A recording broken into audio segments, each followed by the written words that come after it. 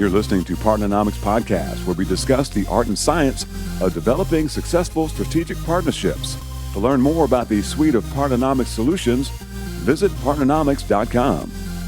Welcome back. Today we are joined by Mr. Daniel Perry. And so Daniel is with a really cool company. I'm looking forward to chatting with Daniel. But Daniel is the Global Alliances Director for EcoVadis. So Daniel, if you wouldn't mind, love to just have you tell us about EcoVadis. Yeah, Fascinating sure. company. And what is it that you guys do? What's kind of where are you at now? And then where are you going? Where do you see this going into the future? As you've no doubt seen, over the past few years, sustainability has been talked about. It's something that most companies recognize as an area they need to have a position or be making an impact or addressing in some way. And it's one thing for a CEO to wake up one morning and say, you know what, my kids are right. We need to save the planet, and my company can play a role in that. It's another thing to really implement that within an organization, right? Especially when it comes to procurement, because procurement people, they've got their targets and KPIs, and it's all fact-based and numbers-based and scorecard-based and so on, right? And then you bring in something which to them would seem quite cloudy, like, but is the supplier sustainable? Gosh, I've got no idea, and am I being measured on it? And if not, like, can we just park that and leave that to someone else to worry about? So we, as a company, recognized early on that there needed to be a simple way that a procurement person could understand the performance of a supplier on this non-financial area of sustainability holistically. So not just do they make a product that can be recycled, but as a company, how are they managing their energy and waste and water? Do they make a product? If they do, is it recyclable and so forth? But how are they treating their employees? Are they outsourcing the manufacture of their products? How are those employees being treated? Do they have any kind of ethical issues?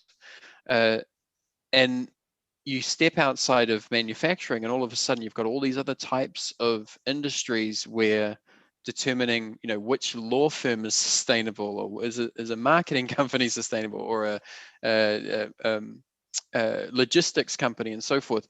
And it becomes almost impossible for any procurement organization to determine this. Even if they hire a sustainability person, it would be nigh on impossible to come up with the perfect set of questions that they could ask.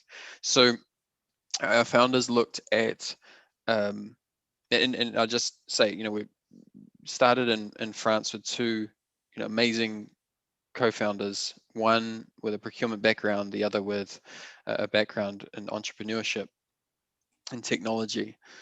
They recognized some almost 20 years ago or so that there was going to be this sea change where not just the world's biggest companies needed to prove that they're sustainable, but every company. And if you really want to have an impact, it's not at the headquarters of Berkshire Hathaway. It's what's happening on the ground in a factory in China, or what's happening with the ethically vague dealings that are going on in Latin America or whatever it might be. So you really need something that's scalable, that can assess this. And they looked to the investment space and saw that there was already some competition amongst different players to come up with a standardized way of being able to say what's sustainable. So you can look at like a shoe company versus a motor vehicle company, and even though they do completely different things, you can say, well, one's more sustainable than the other. So they hired a guy who came from that area, genius, and he was employee number one. Basically set up this completely scalable program where we can assess companies remotely but the onus is on the company to prove to us that they're sustainable. And whenever we hear the word sustainability, most of the time our brains go right to financially sustainable. Or I'm Yeah, going to get into this partnership with you. Are you going to be in business 6 months, a year, 18 months from now? But I yeah, think it's great that we're looking at the bigger, broader view of sustainability. So just like from our perspective, from Partnernomics, if I have the opportunity to partner with, I only need one partner in a particular lane. yeah, Let's say I have 3 different partners, or at least 3 different what we call candidates. I yeah, would love to be able to put a score or some sort of a rating from a sustainability perspective beyond financials. yeah, So it gives me an ability to look at that candidate through that lens as well. And yeah. this is exactly what you guys are enabling. Yeah, exactly. So yeah. Again, long story short, they solved this impossible problem and did it in a way that doesn't break the bank. So a large company can invite thousands of suppliers. The costs are shared, and with that business model, it means that each company that's rated has some skin in the game, and those ratings can be shared externally, so they can use that as a badge of honor, right? But because it's a rating, it's not a certificate. Because it's a rating, it means that there's always opportunity for continuous improvement, and that's really the vision of EcoVadis, is to help drive continuous improvement and sustainability. As much as companies want to be able to say, well, this company is sustainable and this one's not. I've got 3 options, so I'm going to choose the more sustainable one. In supply chains, often you don't have the luxury of that choice, right? You've established, a long-term relationship with a supplier. Maybe they're the only one who provides that product, or the only one who provides that service, or to rip them out and replace them with someone would cost more than it's worth, that you would get in savings. But gosh darn it, you want to have a sustainable supply chain. You want to have relationships with companies you can trust. Just recently, we launched a program with Microsoft in France, where their president kicked off this new program where, to qualify as a strategic partner for Microsoft, of which they only have around 150 in France, they need to be rated by EcoVadis, and that rating will be part of their annual scorecard, to assess how the partnership is going. They extended that invitation though to all of their partners, because everyone's vying for one of those top spots, right? And wants to be a strategic partner of Microsoft.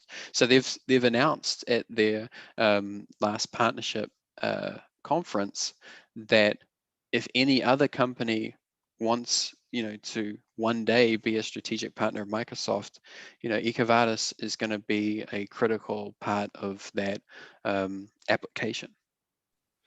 I would say if Microsoft's getting on board, that definitely doesn't hurt. I guess that kind of starts to paint the picture of what the future is going to be for this look of eco sustainability, and what we need to do to evaluate, or an opportunity to evaluate our partners for us. So yeah, that's interesting.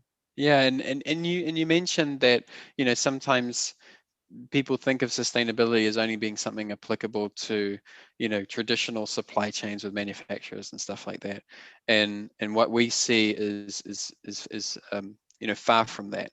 Indirect spend is one of our biggest areas for doing sustainability ratings, because how do you measure the sustainability of someone who handles your legal affairs in China? It's, you need to trust them, right? But they're not making a product, so you need a third party like EcoVadis to come in and say, okay, these are the areas that are material, that are impactful.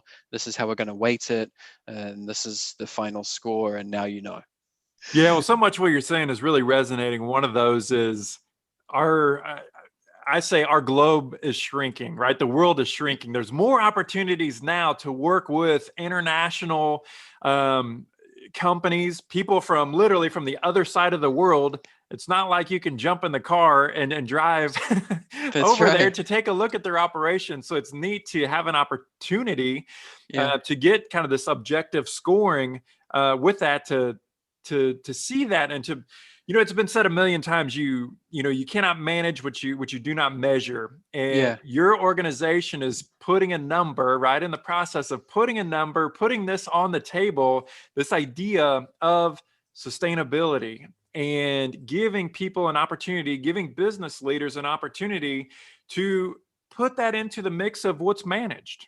Yeah. Yeah. And no, I agree. And I guess the reason I get so excited about talking about this company is even 5 years in, I still feel like a newbie, and learning, about all the potential opportunities for how this could be used or utilized, or ultimately how it can help improve the state of the world.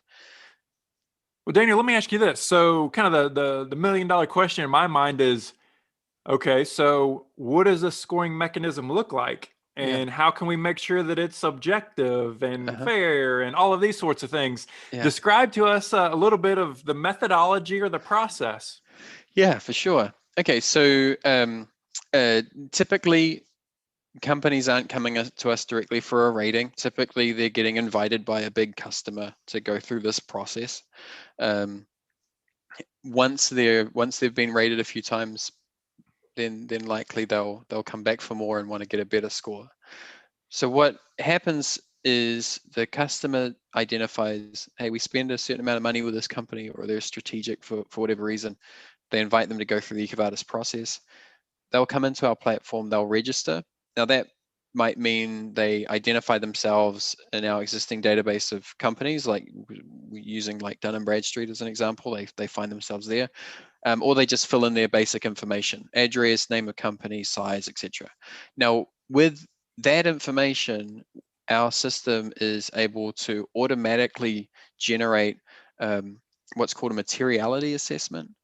So with our methodology, we know the core themes of sustainability: environment, labor and human rights, ethics, and sustainable procurement.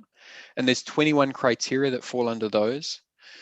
And this materiality assessment basically identifies, okay, these are the most important areas of sustainability. These are the least important.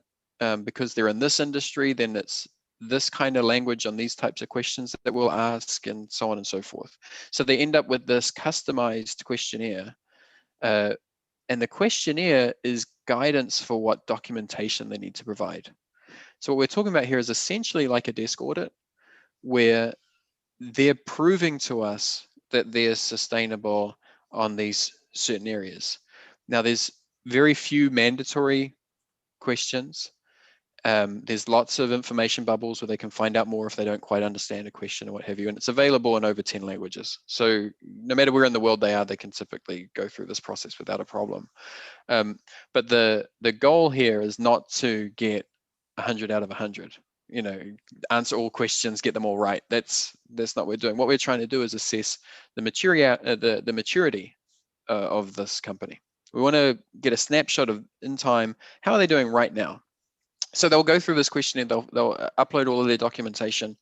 Then they'll submit that, and that's where the human side comes in. So we have 150 expert analysts who will review every single document and rate it on a 4-point scale. Then that will sort of all dovetail and flow through into the eventual calculation of the scorecard. Now that all sounds, time consuming and complicated and so forth, and sure, areas of it are, but the output is uniform and really easy to understand. And that's the ultimate goal, is to be able to assess any company of any size anywhere in the world fairly, so that you can benchmark your suppliers against each other, even if they're in different industries or even if they're in different countries. And the scoring is out of 100.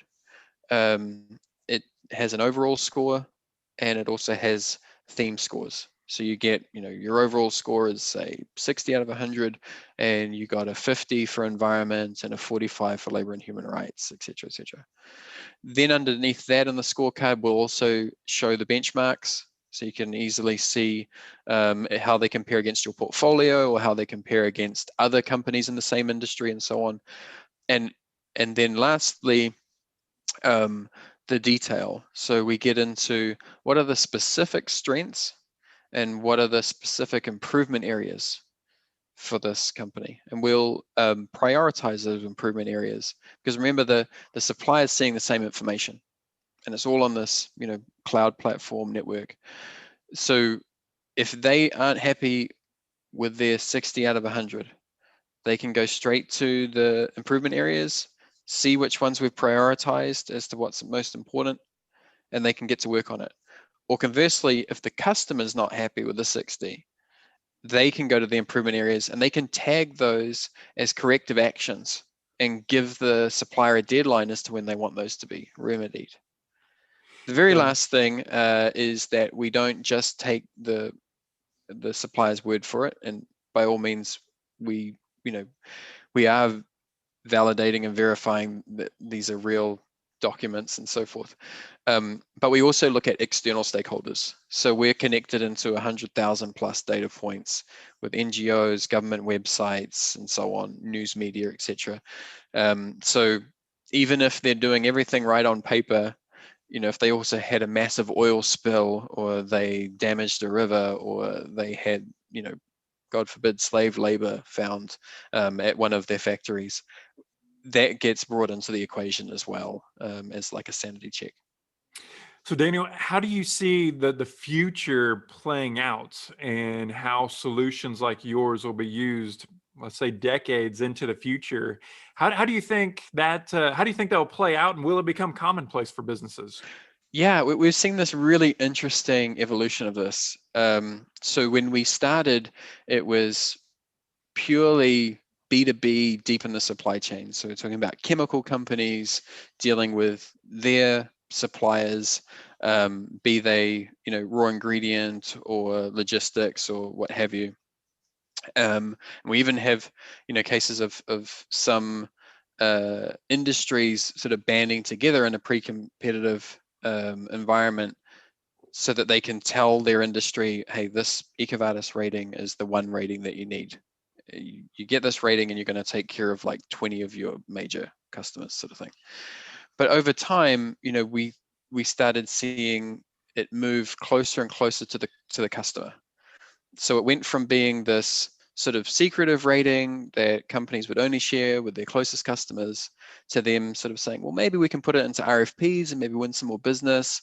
And then consumer packaged goods catch wind, and they're like, okay, well, maybe we can use this with our suppliers, and then the suppliers of them start saying, well, if we've been awarded this gold medal, with EcoVadis, we should really be talking about this. So they start, publicly talking about it. Then the next thing we're starting to get inquiries from retail, and online retail stores, and some of the biggest ones that exist.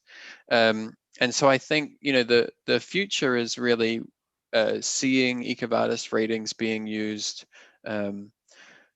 maybe as a label that you see on something that you buy online. We've got some really exciting things. Some of them I can talk about, some of them I can't. But we've already seen EcoVadis start to be used in the finance industry as being a measurement with sustainable finance, sustainable lending, that sort of thing. Because we can rate any company of any size, that means that we can rate private companies. So it means if they're looking to do an IPO and they want sustainability to be part of that equation, we're one of the only companies who can do that for them. Yeah.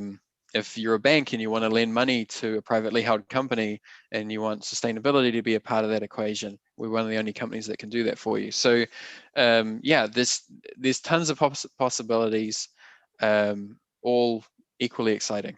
Well, I could see how the rating could become huge for different companies. I mean, literally be the difference. It could potentially be the difference between them winning bids or not, or even almost envision, kind of like being on Amazon, right? Well, so we have these different products. first thing I look at is the rating. How good is the product? How, do people enjoy using it? Is it a good value? Well, I can almost see like a second tier of rating.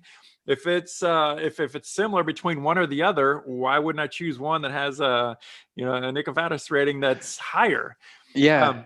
But I can see that being, but it's going to be so critical, I think, to make sure that it stays independent, objective. It's not bought, right? It stays pure. Yeah. What would you say to somebody that's maybe a little bit skeptical?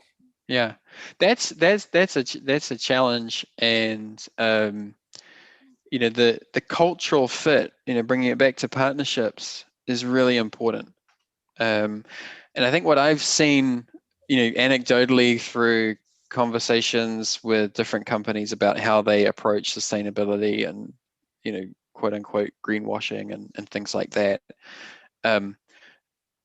What the CEO believes and where their moral compass is, it has a genuine impact on a company. And whenever I see announcements from businesses who say, yes, we were doing terrible things for the last 150 years, but now we're on a new, and the CEO hasn't changed, and none of the senior leadership's changed, and the board hasn't changed. It's like, no, you're just figuring out a new way to hide it, because that's not how it works, So at EcoVadis, we have different departments responsible for different parts of the business.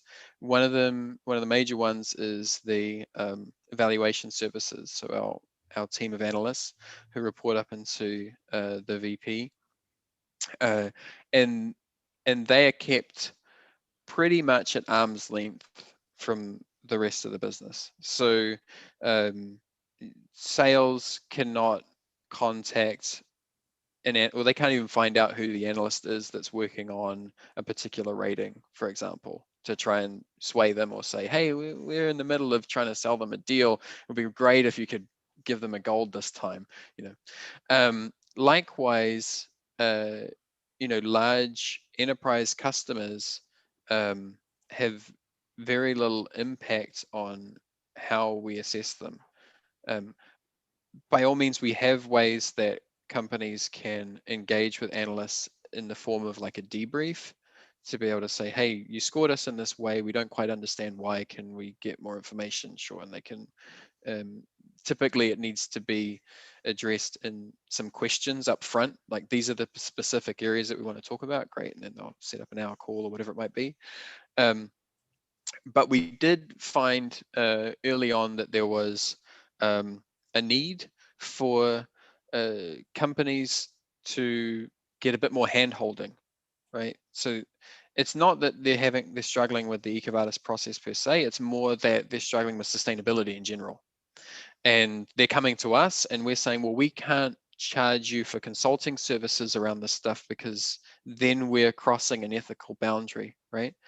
So what we did was we set up a partnership program with training partners, and we would make sure that they understand the EcoVadis methodology and how we do our process top to bottom, and we would certify that they understand EcoVadis. Now, what they want to do on the consulting side is completely up to them, but that was one of the ways that we ensured that there's always this boundary, you know what I mean? There's always this line between us as a rating company and us as like a services selling company.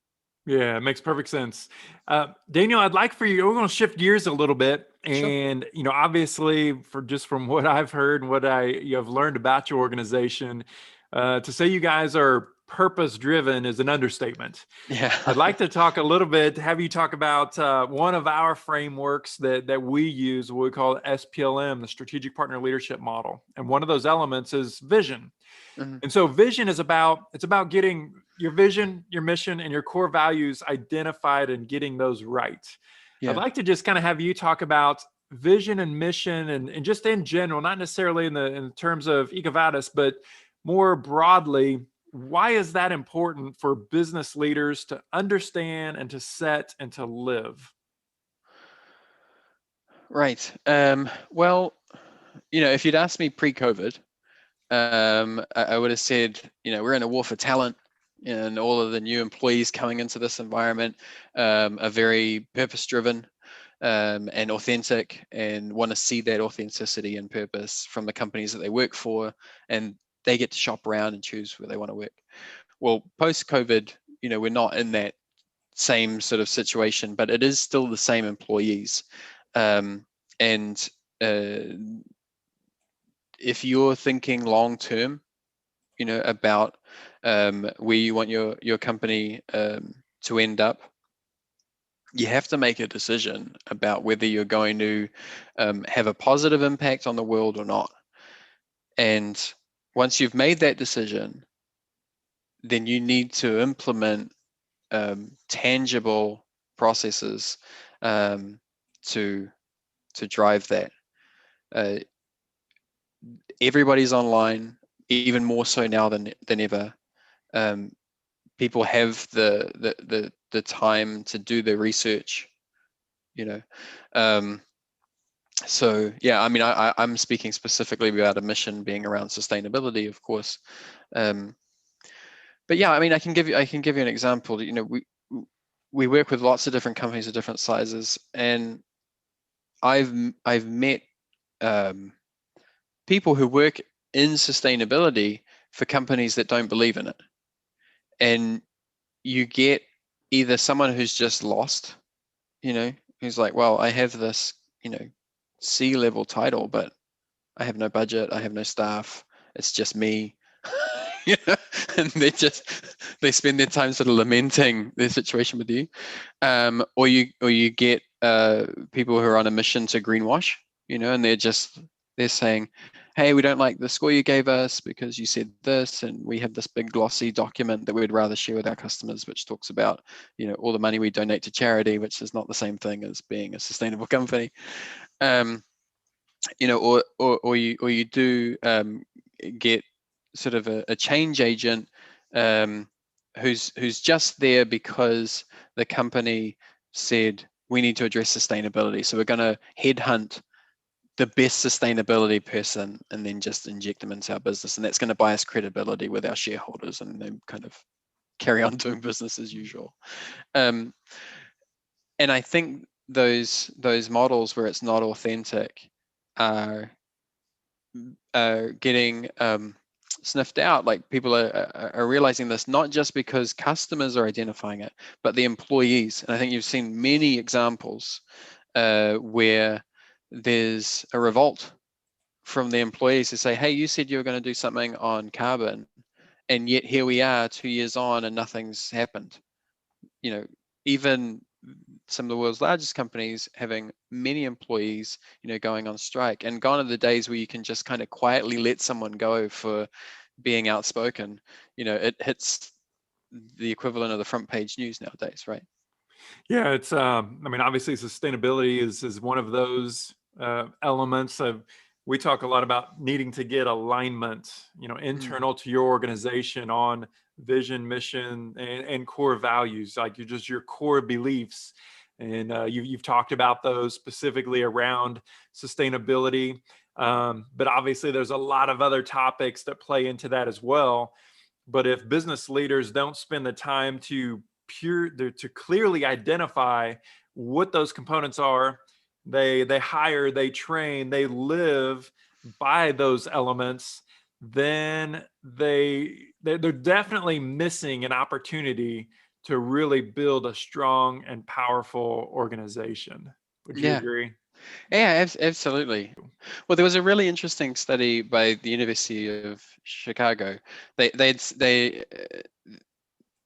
of Chicago, personally, I think, does not have a good track record for being on the side of sustainability. Most of the business schools, things are trying to talk about how it's greenwashing, or that it's not as impactful as everybody says.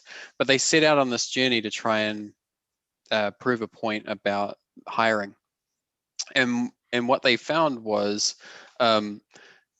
employees who took a job working for a charity where it was 100% mission driven would work longer hours, for less pay, and they would often have more female employees apply for the roles than just a standard telesales job.